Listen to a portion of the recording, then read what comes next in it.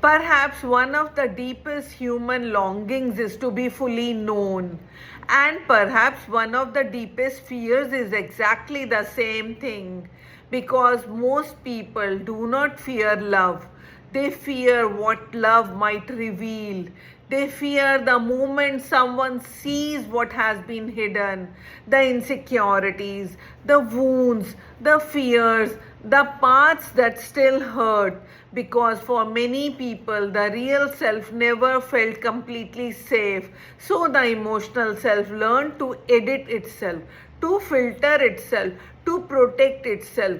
You learn to show the strong parts, the capable parts, the successful parts, the acceptable parts, but not the parts that feel too much, too sensitive, too broken, too human.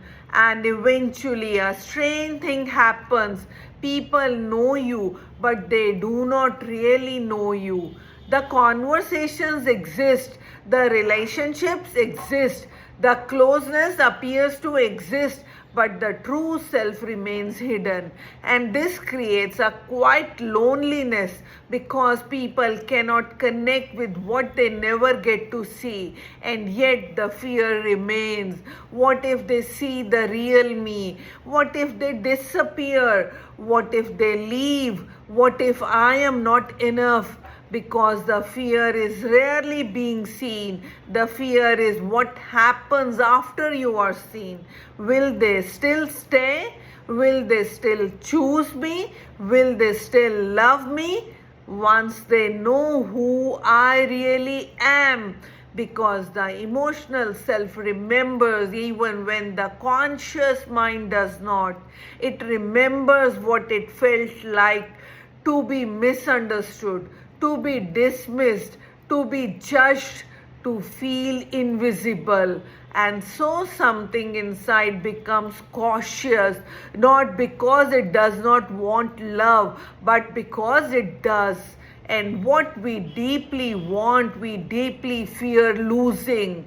This is why some people pull away when relationships become too close, not because they do not care, but because they care so much.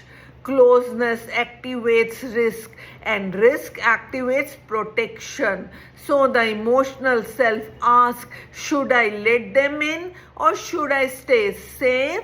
Should I be seen or should I stay hidden? So the emotional self protects.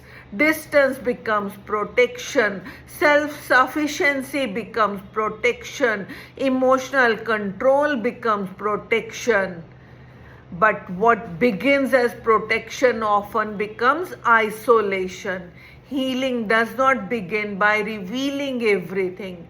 Healing begins by risking honesty, one truth, one feeling, one vulnerable moment at a time. Because intimacy is not being accepted for the mask, it is being accepted after the mask is no longer needed.